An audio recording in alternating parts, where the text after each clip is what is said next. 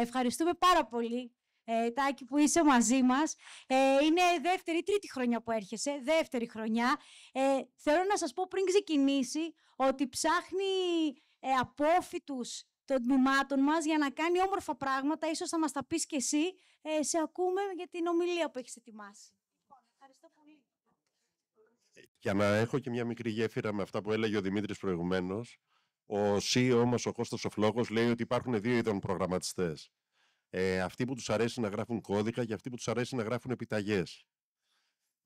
Αν μπορείτε να τα συνδυάσετε, νομίζω θα πάτε πολύ καλά. Λοιπόν, έχεις το τέτοιο?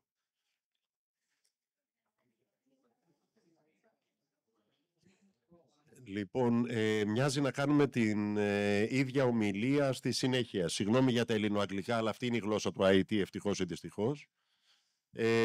Διαλέγοντας λοιπόν career path στην εποχή του AI, της τεχνητής νοημοσύνης.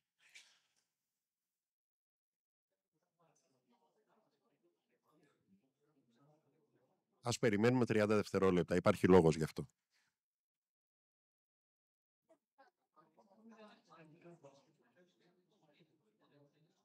Σε αυτά τα 30 δευτερόλεπτα δημοσιεύθηκαν 8 νέες θέσεις εργασίας στο LinkedIn. Η Amazon έβγαλε κάπου $656,000 και υποβλήθησαν 3.500 ερωτήματα στο ChatGPT τουλάχιστον. Αν κάποιος χρειάζεται περισσότερα στοιχεία για να αντιληφθεί πόσο γρήγορα αλλάζουν τα δεδομένα στον χώρο της πληροφορικής, μπορούμε να το συζητήσουμε. Διεθνείς έρευνες δείχνουν ότι ως το 2030 τα required skills θα έχουν διαφοροποιηθεί κατά 65%. Επίσης, ότι η τεχνητή νοημοσύνη αυτή τη στιγμή μπορεί να χρησιμοποιήσει περίπου 9,5 στα 10 εργαλεία που διαθέτουν οι software engineers. Οπότε γεννιέται εύλογα το ερώτημα, ποιο δρόμο επαγγελματικά έχει νόημα να διαλέξει σήμερα ένας άνθρωπος ο οποίος είναι στη δική σας φάση, με ποια κριτήρια και τι ρόλο θα παίξει η AI στην επιλογή του, η τεχνητή νοημοσύνη στην επιλογή του. Είπαμε ότι ως το 2030 οι 2 στις 3 θέσεις που θα ζητιόνται δεν υπάρχουν σήμερα. Ας πάμε για λίγο 30 χρόνια πίσω στο χρόνο, πριν ακόμη γεννηθείτε, το 1995. Τότε γενικεύτηκε η χρήση του ίντερνετ, της κινητής τηλεφωνίας και συνολικά των ψηφιακών τεχνολογιών. Δεν άλλαξαν τη ζωή των τότε IT, άλλαξαν τη ζωή των σουμπλατζίδων, των υδραυλικών, των τραπεζοϊπαλλήλων, των μεσιτών, των πάντων. Γιατί κάθε επιχείρηση, ένα σούπερ μάρκετ, ένα ψητοπωλείο, ένας υδραυλικός, με ένα μεσιτικό γραφείο, χρειάστηκε να αποκτήσει σχέση με το IT και να αποκτήσει και τμήμα IT, εάν ήταν αρκετά μεγάλο. Κάθε εργαζόμενος, εσείς όλοι αυτή τη στιγμή δεν μπορείτε να διανοηθείτε τη ζωή σας δίχως κινητό τηλέφωνο. Τα μισά πράγματα στη ζωή σας τα κάνετε μέσω κινητού τηλεφώνου. Όσοι είμαστε μιας κάποιας ηλικίας και έχουμε ζήσει την εποχή προ-ίντερνετ, αυτά δεν υπήρχαν τότε. Τα μάθαμε όμως, όχι αναγκαστικά αυτοί που ήταν στον χώρο του IT, οι πάντες. Ο παππούς σας μπορεί να χρησιμοποιεί κινητό τηλέφωνο, να κάνει e-banking, πράγματα τα οποία δημιουργήθηκαν με την ανάπτυξη της τεχνολογίας. Κάτι αντίστοιχο προβλέπουμε ότι θα συμβεί και με το AI. Δηλαδή, το AI θα αλλάξει τη ζωή όλων μας, όχι μόνο στον χώρο του IT. Οι πάντες θα χρειαστεί να αποκτήσουν κάποια επαφή με αυτό. Πολύ πιο γρήγορα από τα 30 χρόνια που χρειάστηκαν για να αποκτήσουμε επαφή με τα κινητά ή με το ίντερνετ ή οτιδήποτε. Δηλαδή, στην πράξη, έστω ότι είναι κάποιος marketeer ή μεσίτης, είναι πολύ πιο εύκολο να γράψει μια αγγελία στο Copilot παρά να κάτσει να σκεφτεί ότι ενοικιάζεται ένα διαμέρισμα με 2 υπνοδωμάτια στην Τρίπολη. Ρωτάει και του το γράφει κατευθείαν μόνο του. Άρα έρχεται σε επαφή με το AI, είναι χρήστης του, χωρίς να είναι καν IT. Πόσο μάλλον εσείς που έχετε σχέση με την πληροφορική, με τα ψηφιακά συστήματα κλπ. Αυτή τη στιγμή η τεχνητή νοημοσύνη χρησιμοποιείται για να διαμορφώνει, συγγνώμη για τα αγγλικά, αλλά από κάπου το έκλεψα και ήταν στα αγγλικά,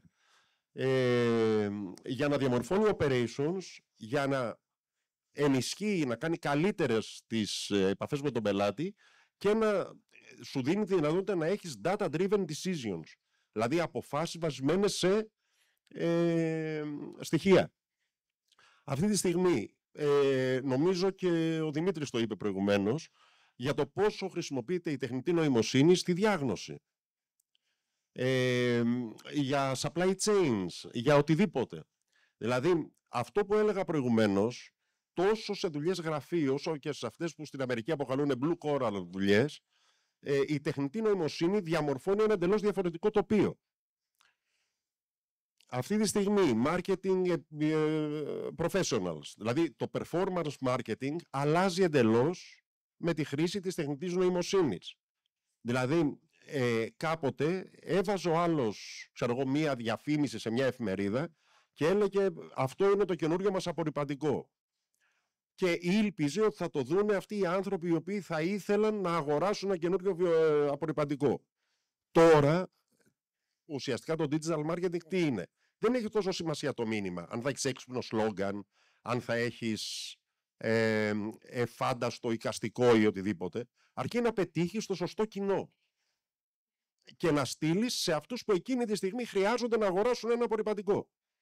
Εάν το κάνεις, οι πιθανότητες να πουλήσεις και με πολύ μικρότερο κόστος για διαφήμιση είναι απείρως μεγαλύτερες.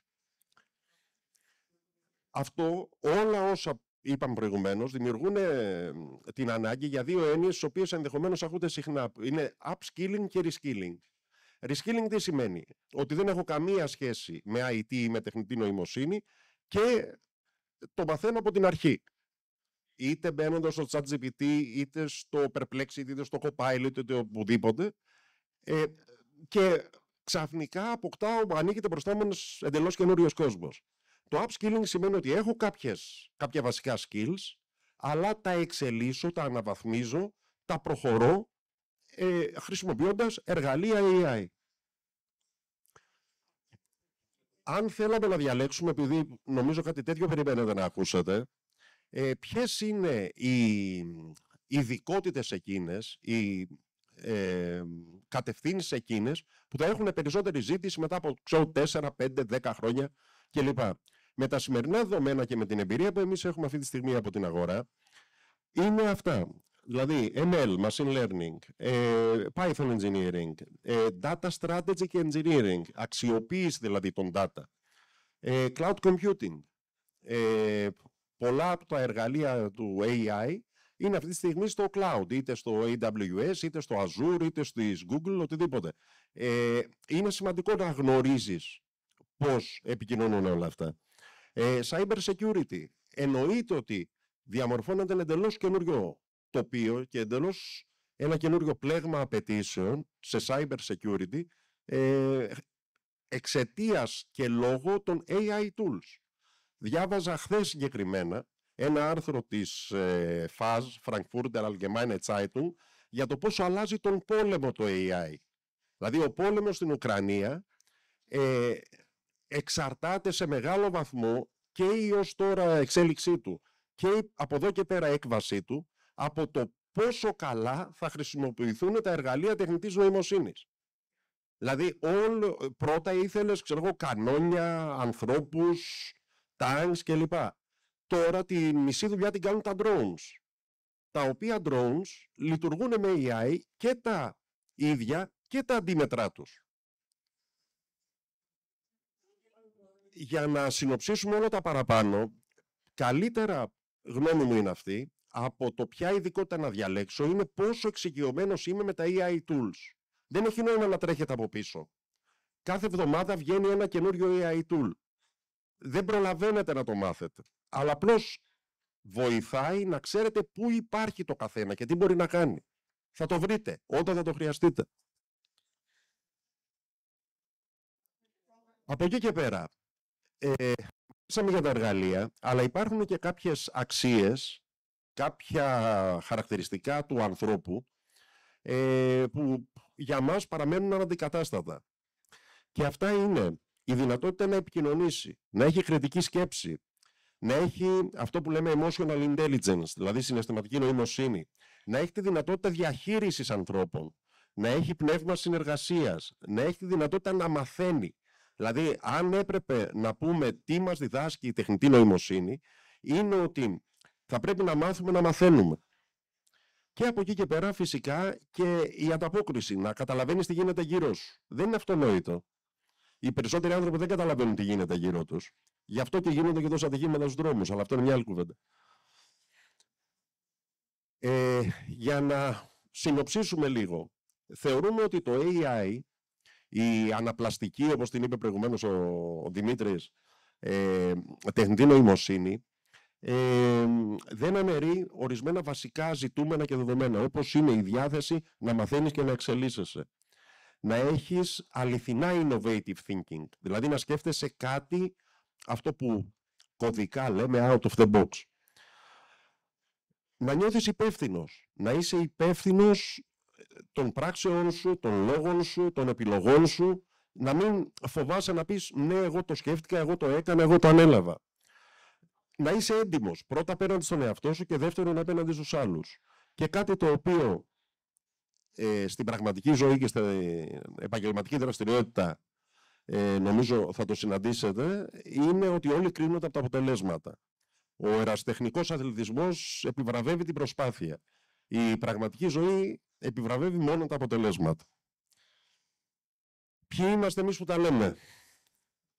Είμαστε η Appco Minds, μια εταιρεία που έχει θέση ως αποστολή της να βοηθά τους οργανισμούς να βελτιώνουν τον εαυτό τους χρησιμοποιώντας το IT για το συμφέρον των εργαζομένων τους, των πελατών τους και των μετόχων τους, των ιδιοκτητών τους.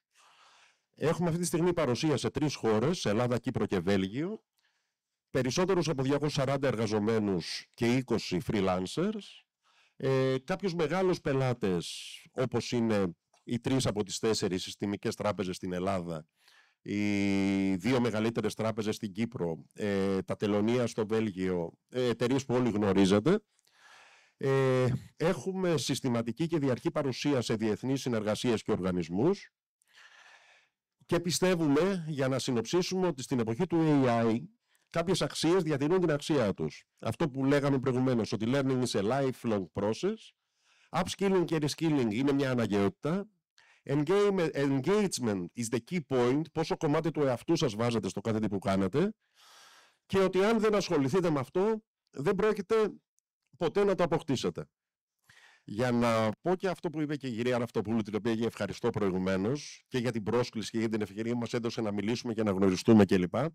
Εμείς αυτή τη στιγμή ως εταιρεία έχουμε αναλάβει ένα πολύ μεγάλο έργο υποστήριξης IT support σε hardware και software κρατικών υπηρεσιών στην Κύπρο. Και συγκροτούμε αυτή τη στιγμή τις ομάδες που θα το αναλάβουν. Το μόνο τυπικό προαπαιτούμενο που υπάρχει γι' αυτό είναι να έχετε πάρει το πτυχίο σας. Άρα απευθύνεται σε όσους από εσάς είναι απόφοιτοι ή θα το αποκτήσουν τους επόμενους μήνες. Χαρά μας θα είναι να περάσετε από τον booth. Είναι μια εξαιρετική και επαγγελματική ευκαιρία που προσφέρεται, με καλά χρήματα και με μεγάλες δυνατότητες εξέλιξης. Σας ευχαριστώ για την υπομονή και την παρουσία σας. Αν υπάρχουν ερωτήσεις, θα ήταν χαρά μου να το συζητήσουμε. Αλλιώτικα να παραδώσω. Ευχαριστούμε πάρα πολύ τον κύριο Τσιρτσόνη, τον Τάκη τον Τσιρτσόνη και την Appco Minds. Έχουν έρθει οι ομιλητές μας σήμερα, νομίζω, μια φιλοσοφική διάθεση. Πώς γίνεται από επιχειρηματίες και έχετε έτσι τέτοια... Δεν είναι χιλιακάδα, ωραία. Μέσα όμως από την εμπειρία καταλαβαίνετε πράγματα που σε εμάς μπορεί να φαίνονται ουτοπικά, τετριμένα ή ψηλά γράμματα. Δεν ξέρω κι εγώ τι. Εδώ, δεν σας ακούω. Μιλούσα πριν μια εβδομάδα με έναν καλό dev που έχουμε στην εταιρεία, ο οποίος προσπαθεί, δηλαδή έτρεχε πίσω από το AI. Δηλαδή αυτός, για να είμαι ειλικρινής, ο Γιώργος ο Κασαρλής, αυτός είναι η αφορμή για την ομιλία που έκανα σήμερα. Και έρχεται και μου λέει, ρε Στάκη, δεν προλαβαίνω, όσο να μάθω ένα εργαλείο, έχει ξεπεραστεί. Οπότε κατέληξα ότι δεν έχει νόημα να κυνηγάμε τα εργαλεία. Το βασικό είναι να μάθουμε να το εντάξουμε στη ζωή μας. Να βάλουμε ο καθένας, ό,τι και αν κάνει στο workflow του, ένα κομμάτι AI. Δηλαδή, και αυτές οι εταιρείες που λένε ότι ασχολούνται με AI, κατά βάση κάνουν retrain των μοντέλων. Δηλαδή, ενισχύουν το μοντέλο με εξειδικευμένη γνώση. Δηλαδή, δεν δημιουργούν αλγορίθμους, αυτό που έλεγε προηγουμένως ο Δημήτρης. Αυτά τα κάνουν κάποιοι εκτός Ελλάδας. Σας ευχαριστώ πολύ και πάλι. Και εγώ σας ευχαριστώ. Πάμε να κάνουμε ένα χειροκρότημα.